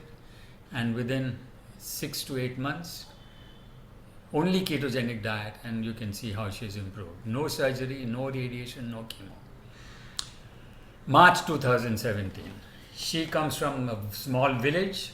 Her parents are farmers. On their land, they have a mango tree. She used to rob the mangoes and eat. Obviously, she lost all the ketosis. Within 6 months, the tumor had increased. Within 1 year, she went. So you cannot do that. This is a child now who did well. A glioma, huge glioma. Young boy of, I think he was at that time 12 or 13, way back in 2013. He was on the ketogenic diet along with hyperbaric oxygen and metformin. So metformin is a very, very potent medication in the cancers, and hyperbaric oxygen therapy also. That boy, 2022, he's fine. His MRIs are negative for the last 7 years. He became negative within a year or 2. So the path may be difficult in the ketogenic diet on cancer, but it is rewarding. So what are the outcomes? Up to now, there have been so many reviews and articles and the case series, but really I think none of them have managed to show, except this regressive changes at 20 months. These have been very short. This has been for 12 months. He did find an increase in the survival rate. He used KD plus MCT plus metformin. In KD used only in 2 for 12 months. And I think the days when we think that only ketogenic diet will work in cancer are over. We know that it's not going to work alone. Like in the neurodegenerative disorders, you cannot, this is not a unimodal therapy. So it's also been used in breast cancer, in pancreatic cancer, but unfortunately we have small trials. They are non-randomized. We do not know how much ketone is required. We do not know, and it is very unlikely that the KD will cure cancer on its own. We need to look at it more in more detail, because we know that if you block the glucose, basically why you're giving ketones, by reducing the glucose to 60 to 70, that's what we reduce it to. And here the ketones we keep pretty high. 3 to 5, sometimes 6. So they're fine on that. But if you block the glucose only, the cancer cell is very smart. It will start using protein, especially glutamine. Block glutamine, we do that, and it will start using free fatty acids. So you got to block all three of them. And yes, there are many medications which are repurposed drugs, which have been used since many years, are very safe, and you can do all of this. So up to now, on the ketogenic diet only, there's a strong evidence that it has an anti-tumor effect and a tumor growth effect, that is, reduces tumor growth. Moderately, it has an effect probably on tumor weight, overall survival, the cell's responsiveness to other your therapies, like it improves the effect of radiation, improves the effect of chemotherapy, and the body composition improves. But it is very weak in some, like the quality of life may not improve much, the progression-free survival may not improve much, the tumor weight may not improve much. So there are a lot of problems still in the use of the ketogenic diet in the cancers. So as I told you, this is a huge spectrum of ketone therapy, a lot of work to be done, I think years and decades of work, but it is promising as a part or as an armamentarium, one of the arms to be able to help patients with degenerative disorders, with cancers, with organ failure, etc. So I would like to end this at least by saying that maybe keto diet is the diet of the 21st century. It definitely has changed our outlook on fat. Fat was bad, fat was poison, and saturated fat was the worst, and now we know that that's all not so true.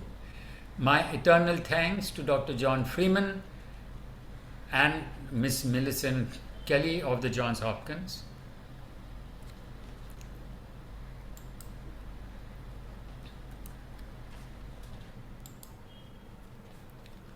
And to the pediatric epilepsy group of Johns Hopkins, right in the center, you're seeing the lady with the beautiful smile, Patty Vining. She's retired. Behind him, with a black tie, is Eric Kossoff. Most of the others have moved on. On the extreme right is Adam Hartman. He does basic research in the ketones. So thank you. And this is on all the languages, but they've missed out Shukriya and Shukran. So I just wanted to complete with saying that we set up this Asian Institute of Ketogenic Therapy in 2015. We have a website called ketogenicdietindia.org. We have this 1-month training course. Now it can be done all online, so anywhere in the world you can. And we have doctors and dietitians from all over doing this. And with that, I end my session, my talk, and we now have one more talk to go. I hand it over to Dr. Kamalji to be speaking next, but I hand it back to the moderator. Thank you very much, Dr. Janak. As usual, amazing. So much of information. I don't know if our brains can process all that much. So I will, we will wait for the questions later on. Dr. Kamaljeet Singh is a psychiatrist by profession, and he is going to present on the evidence of KD in depression associated with epilepsy. Dr. Kamaljeet is actually experience where he's been conducting skills training workshop and counseling at the Childline India Foundation. He is also the faculty for community awareness program for children with ADHDs, and also the faculty for the community awareness program for children with OCD and adults with OCD. So now I will hand over the mic to Dr. Kamaljeet for his next presentation. Hello, everybody. I'm Dr. Kamaljeet Singh, consultant psychiatrist from India. Today I'll be talking on the role of ketogenic diet in depression and epilepsy. So I'll start with the screen sharing.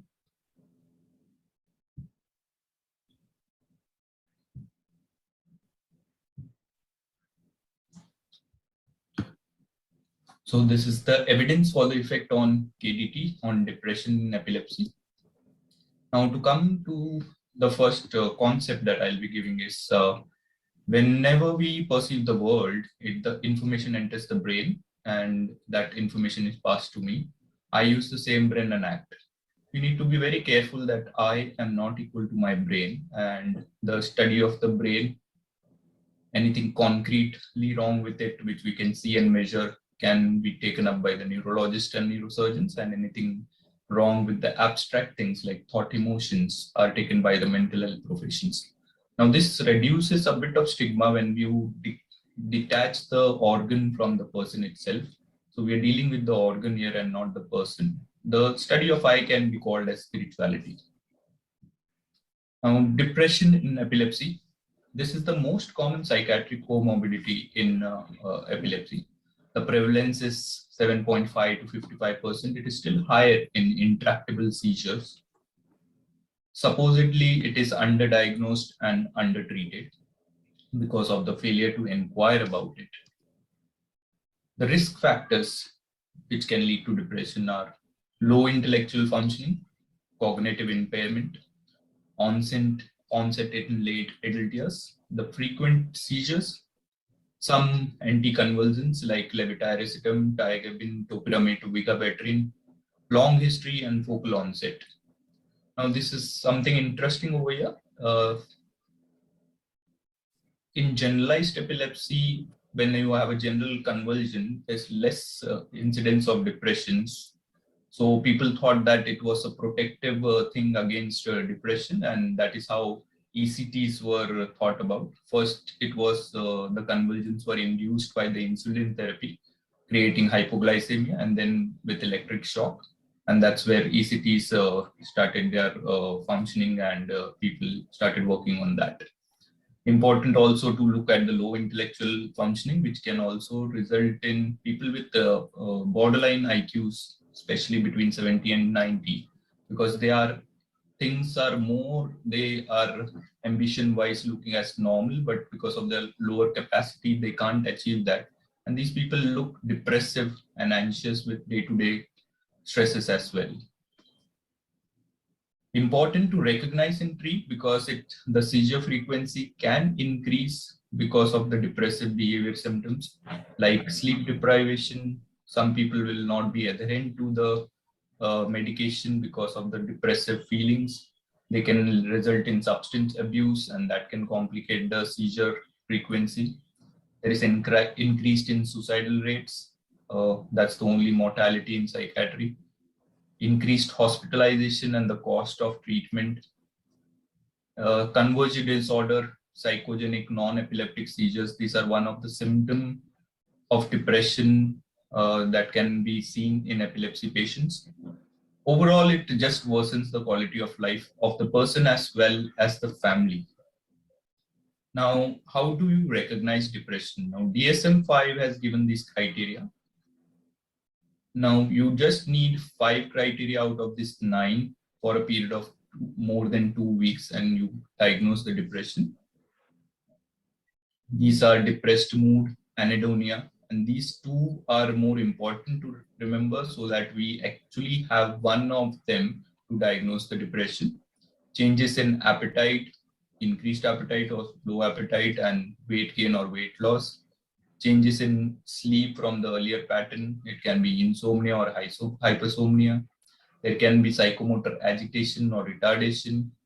There can be fatigue with loss of energy, feelings of worthlessness. There can be excessive or inappropriate guilt, diminished ability to think or concentrate at work, which can result in lower productivity, indecisiveness, recurrent thoughts of death, like this can be self-harm or suicidal attempts as well.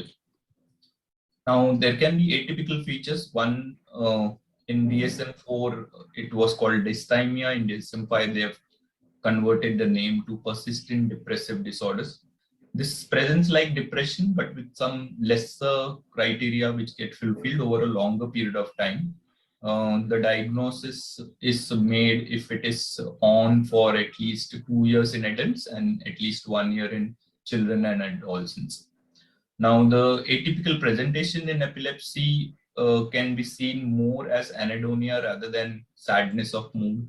They can have loss of energy, more of irritability and impulsive outburst. There can be emotional lability, and there are some patients which can show intermittent asymptomatic periods for few days.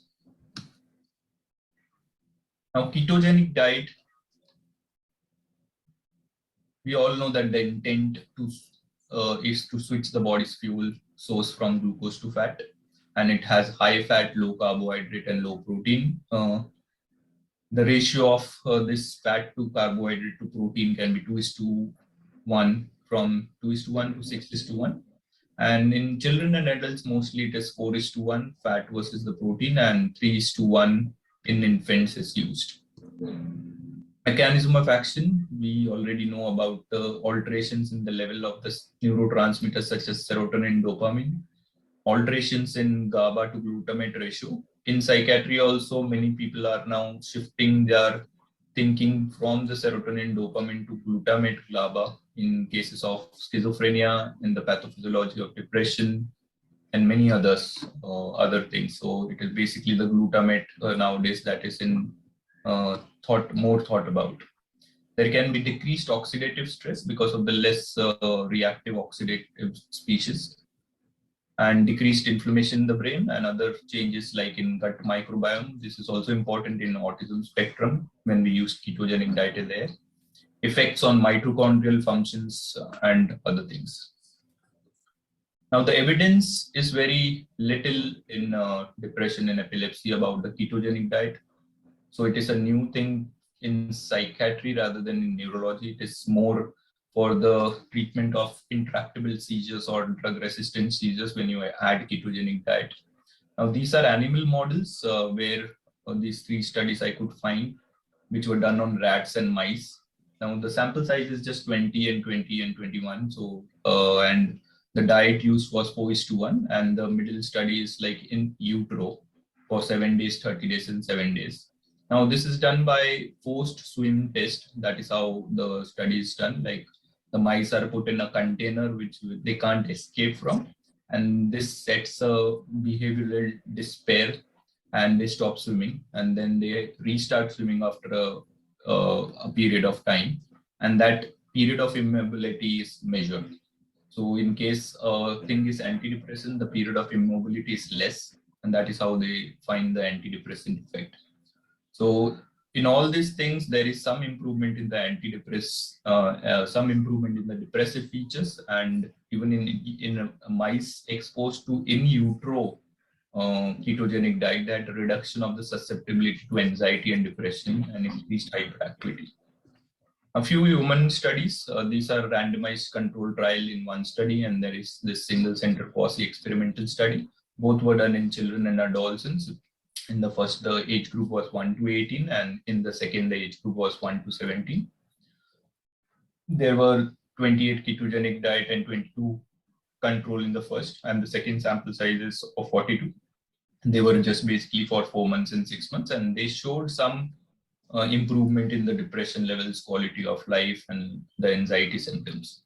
Now, to see that it is a very small studies, there are not much evidence for ketogenic diet in depression. In psychiatry, I don't think so. They have used much, but there are some case reports, and there are just things which we have worked on: anxiety, depression, autism, ADHD. So the studies have just coming in, and people are just trying to find out more evidence for that. So there's limited evidence. So the conclusion is we just have limited evidence for now. There are practical limitations to this ketogenic diet because of the food choice, the palatability of food. So it is difficult for a person to adhere to the ketogenic diet. Now, especially given the children adolescents, adults, and with low intelligent functioning, with they can have increased food craving, they can have decreased appetite because of depression. So all this becomes a practical difficulty to maintain the ketogenic diet. And this is not for a day or two, you need to continue it for a few months. So currently the treatment with antidepressants, basically the SSRIs and SNRIs, are current favorable choice. So if we are using ketogenic diet to control the epilepsy, then people can see if it also helps in depression, which the studies have revealed that there are some improvement in that. But if the depression is severe, has suicidality, there is some manic or hypomanic kind of features, psychotic symptoms, better to refer to a psychiatrist or think about treating them with an antidepressant or some low dose antipsychotics as well. Thank you very much. And here we stop the presentations. Thank you very much.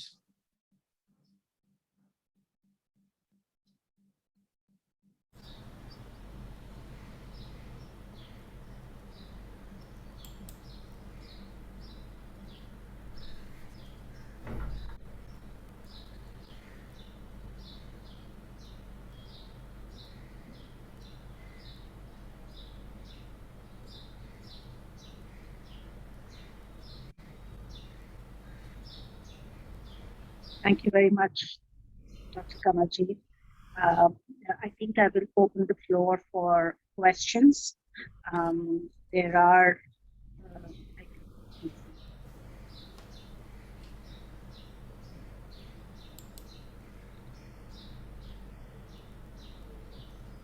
I can't see any questions. Dr. Saima, can you please share the questions to me? Dr. Shahnaz, I have written in your chat already. I have combined all the questions for Dr. Omnia and for Dr. Nathan. There were no questions for Dr. Anaita and Dr. Kamaljeet so far. Okay, let me just check.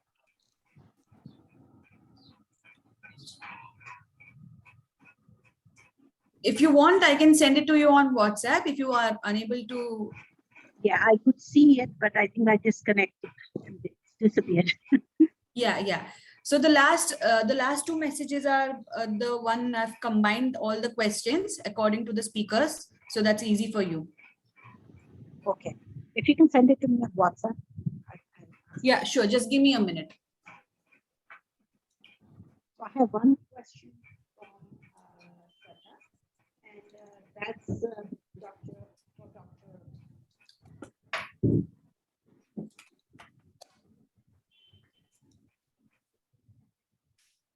I have one question from Shraddha, and that is how long KD is suggested for mild autistic children. So the duration, Dr. Omnia, I think this is the question for Dr. Omnia. How long would you give it for mild autistic children? Okay, I will repeat the question as I understand it. How long we could keep a patient with mild autism on ketogenic diet? That's the question? Yes. Okay. For us, we follow up our patient only 6 months. But I think you can keep it longer period if the patient is still improving. You found an improvement. Every 6 months, you can repeat the tests, the CARS, the ethics, together with his cognitive behavioral therapy. If you find a percentage of increase, at least 20% between each 6 months, I think you must continue. If it less, to my opinion, it will not be beneficial. It's 20%, it's my own opinion, no reference to it. It's just opinion about the rate of improvement in patient with autism, because we cannot take 50%, very high as we use in epilepsy. So 20% increase is very satisfactory for me to continue therapy. Hello. Thank you, Yeah, Dr. Dr. Omnia. Shehnaz, I've already sent you all the questions on WhatsApp. Thank you. So the question is again for Dr. Omnia. Do you also consider pre and probiotics during your comparative study of CFGF and KDT for autism disorders?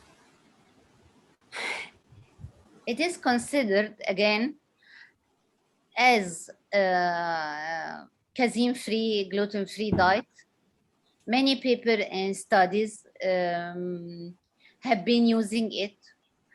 I think all are the same. We are still don't have a significant statistics for using such therapy, whether casein-free, whether keto, whether probiotics. Yet the gut-brain axis have been increased, an important point tackled by many researchers for neurological disorder. And I think if you can use combination of this different therapy together with his cognitive behavioral therapy, I think it could help. And you must have a trial with your patient. Not all the patients are the same. And so the next question is, did you have ethical committee approval before your study? Because autism, you know, it's not like an approved indication for ketogenic therapy. Of course, all researchers in our Ain Shams University Children's Hospital have an ethical committee approval because they don't harm. This is the most important for ketogenic diet. You must use it in any condition, but be aware of the contraindication. And the last question for you, which I think was answered by Saima to some extent, can you please throw some light on challenges maintaining compliance and the success rate of KD and ASD in your facility? Sorry. So basically, it's you know, the challenges in maintaining the compliance in autistic children. Okay. It's very, very difficult. So what were the difficulties? Yes, they are picky eater. It was in 2017. There was no available ready-made rice, macaroni, noodles for keto at that time in Egypt. And it was not known by all people and all doctors. So it was hard. But I think things are going better all over the world. Now there is lollipop, there is candies, there is almond-made sweets. I think it's different from 2017 and now 2022. I think if I'm going to continue, it will be much easier. For that time, I bring many food from outside Egypt and get it to continue my research. And with the help of my clinical nutritionist, we try our best to satisfy our autism patient with food palatable and tolerable for their picky eating, but it's not easy at all. Okay, so the next question is, can you hear me? Yeah. Okay. So the next question is for Dr. Nathan. Given the benefits of ketogenic diet on inflammation and insulin resistance, would you suggest normal adults to follow the ketogenic diet? Interesting. Yeah, many people ask me this. So you go on my website, there's a whole YouTube talk and page on healthy aging. I call it healthy aging because you begin aging at around 40 to 45 years old. That's the time when the degeneration really begins. It's seen, of course, up to the age of 60, 65 because it takes such a long time. So I think the most important is change of the lifestyle. Sedentary lifestyle, walk for at least 45 minutes a day, sleep. The best sleeping time is between 10 and 11 at night for 8 hours. You must sleep in the dark. Then exercise at least is in the form of the walking, as I told you, and is best when you are in the fasting state. The intermittent fasting, the gap between the night meal and the morning meal, is ideally anything above 12 hours. Above 12 hours, once you're into 14, 15, 16 hours of fasting, then you are beginning to burn fat instead of your carbohydrates, so you're getting ketones from there. If you fast during, or if you exercise during that fasting period, your ketone buildup is even more. So these are the three, and of course the diet. The diet must have plant-based diet more than animal-based diet. So it's not that you can't eat animal-based diet, but it should be maybe 25-30% animal-based, 70% plant. A lot of nuts. That's very easy to say, but it's expensive. A lot of green leafy vegetables, and so the diet should be less of processed food, less of packaged food, no trans fats, etc. Now, ketones plays a very small role in all of this. So that's where you can just get away with intermittent fasting. That seems to be one of the very simple ways of getting ketones. That if you get a ketone of just 0.5, 0.6 on the fast, that seems to be sufficient to be able to feed your brain and the rest of the body and switch. So basically you're doing the metabolic switch. Your body is able to switch from carbs to fat and fat to carbs. So that helps a lot in autophagy, in anaplerosis, in neurogenesis, mitochondrial biogenesis, all of that. So I hope that answers you. You can't go, I mean, you can't expect everyone to get onto a ketogenic diet.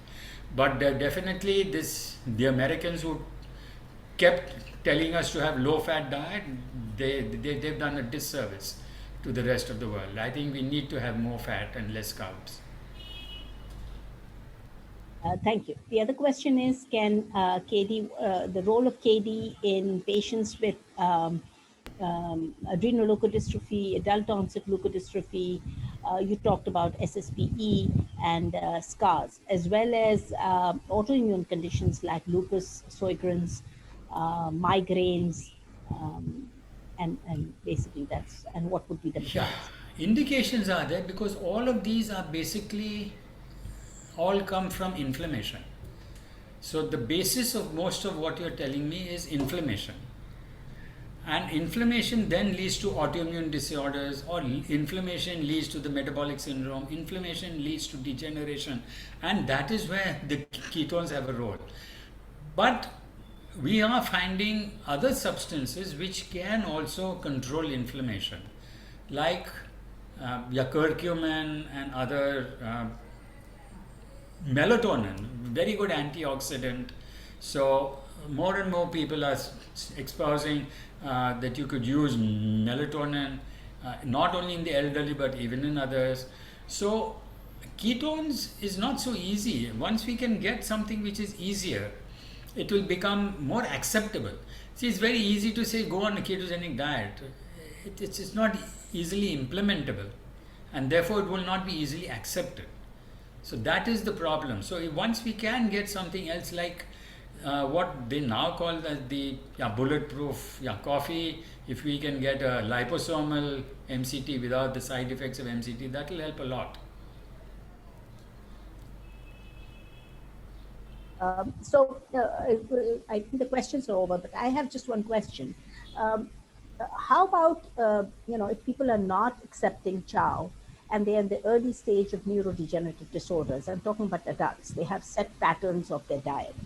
Would you just, sort of say something in between, like a washout thing, or just if they're having coffee, just add some MCT in their coffee, and not, stop the roti because that's something that they won't do, not stop and of course stop the pure sugars in that form, but they are, the mango season, as you said, so it's very difficult to control people in the mango season.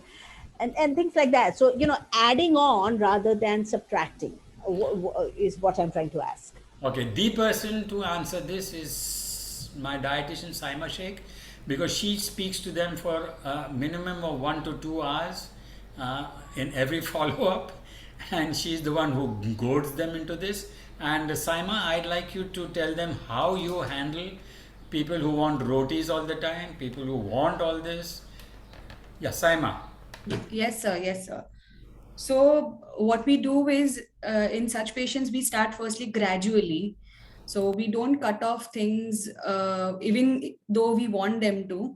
So we start gradually, and then as I initially also mentioned that, follow-ups are very important. So weekly follow-ups is the time when we get to understand that if they are getting used to the kind of, lifestyle change which we want them to do. So if yes, then we gradually again introduce some few changes.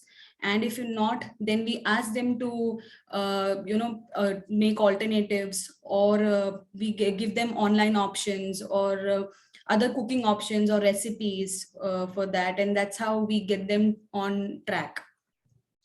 But yes, it is difficult for them to, for us to make sure that they are staying on track. Simon, my question is a little different. Yeah, My sorry, question can is, you, adding on more fat, yeah, like say adding on 30% of MCT, correct. without decreasing the absolute carbohydrate. Okay. So Would you're that work? asking me that can we add MCT without reducing the carbohydrate?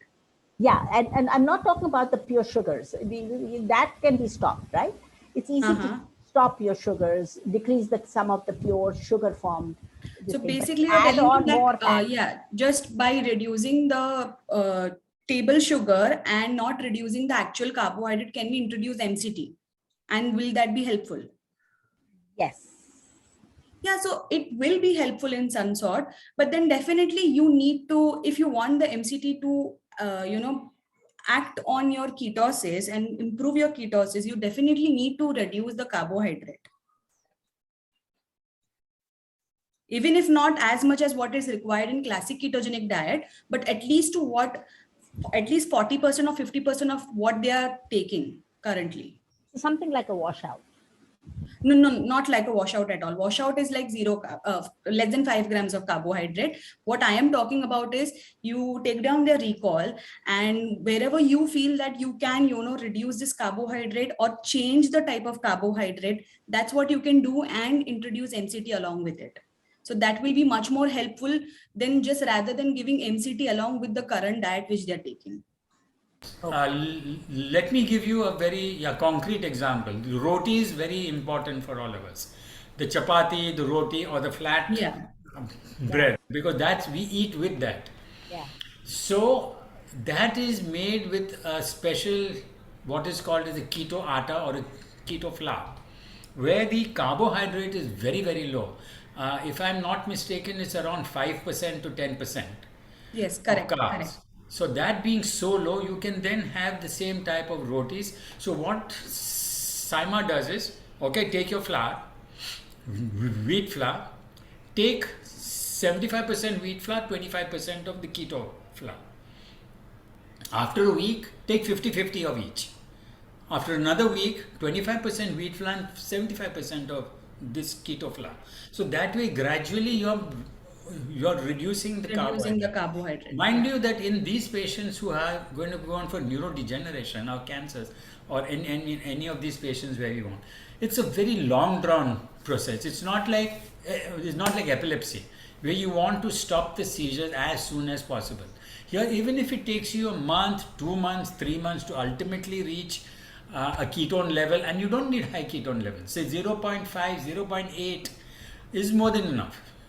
As I told you, for ketones in the blood, it is downhill into the brain. It just goes down. You don't need any transporter to get it into the brain. The blood-brain barrier is open for ketones. It doesn't need the transporters. So therefore, even if you just go a little above the normal, it will go into the brain. And the brain uses ketones very efficiently. Okay. Thank you very much. I think we had We had an excellent session, and I will thank all the presenters.